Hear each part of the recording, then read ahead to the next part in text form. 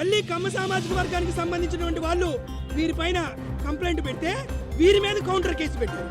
ఈ రోజు వీళ్ళు మేత కోసమని ఈ రోజు సమ్మర్ లో అక్కడ ఏ పైరు లేకపోయినా అక్కడికి వెళ్ళి కేవలం గొర్రెలు మేత కోసం వారు అక్కడికి వెళ్తే ఇంత దారుణంగా దౌర్జన్యంగా వీరిని గొల్లనా కడుకుల్లారా, మిమ్మల్ని చంపితే ఎవరు వస్తారు?